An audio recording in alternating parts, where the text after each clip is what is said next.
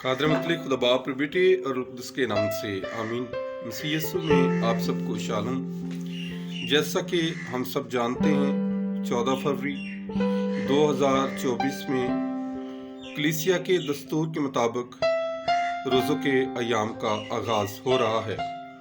रोज़ों के मौसम का बाकायदा आगाज़ राख के बुत से होता है।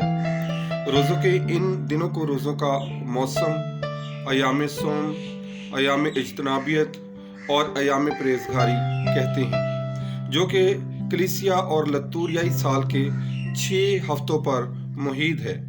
इसमें इतवारों को छोड़कर 40 रोज़े हैं, जो कि यीशु मसीह की एलानिया खिदमत से पहले 40 दिन की रियाजत के लिए लिए गए हैं। मुक़द्दस मरकज़ 1 बाब और उसकी 13वीं आयत पुराने और नए अहदनामे दोनों में रोज़ों की अहमियत और ज़रूरत का जिक्र किया गया है। पुराने अहदनामे की रोशनी में हम देखते हैं सैमुएल नबी की दूसरी किताब में हज़रत दाऊद और उसके साथियों का रोज़े रखने का जिक्र कुछ यूँ मिलता है। जब इनका पहला बादशाह शाऊल मैदान जंग में गैर सरजमीन में गैर कौमों के हाथों मारा गया, तो खुदा के मंसूब के कत्ल किए जाने पर रोज़ा रखा। तब दाऊद ने अपने कपड़े फाड़े और चाक किए, और ऐसा ही इन सब ने किया जो इसके साथ साथ थे, और उन्होंने शाऊल और इसके बेटे यूनातान और खुदा के लोगों और इसराइल के घर के लिए रोज़ा रखा।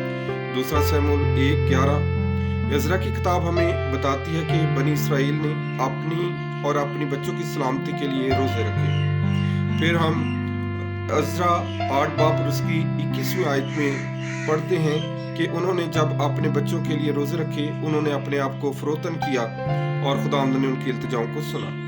फिर रोज़े के जरिए नहीमिया ने अपने बाप दादा के गुनाहों के लिए मुआफ़ी मांगी। बनी इसराइल ने रोज़ा रखकर टाट ओढ़कर अपने आप पर मिट्टी डालकर जमा हुए और खड़े होकर अपनी खताओं और अपने आबाओ अजदाद के गुनाहों का इकरार किया। नहीमिया 9। यिर्मयाह नबी लोगों की हदायत करते हैं कि वो रोज़ा रख कर अपने माजी के गुनाहों पर पछताएं और तौबा करें। अरमिया 3।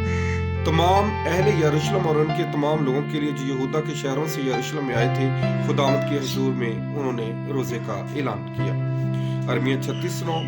इसी तरह नए अहदनामे में भी रोज़ा पर जोर दिया गया है। यीशु मसीह ने 40 दिन का रोज़ा रखा ताकि अपनी एलानिया ज़िंदगी का आगाज़ करने से पहले अपने बाप की पाक मर्जी को जान सके और बाप की मर्जी पूरी करने के लिए मौत बल्कि सलीबी मौत तक वफादार रहने की कुव्वत हासिल कर सके।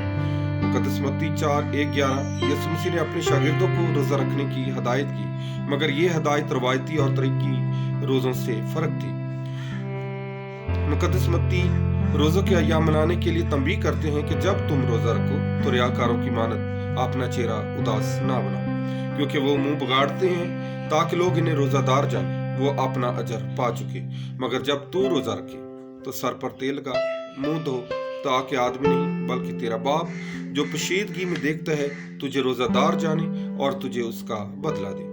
मत्ती 6:16-18 इन आयात मुक़द्दसा की रोशनी में हम देखते हैं कि हमसे पहले भी आबाओ अजदाद ने रोज़े रखे।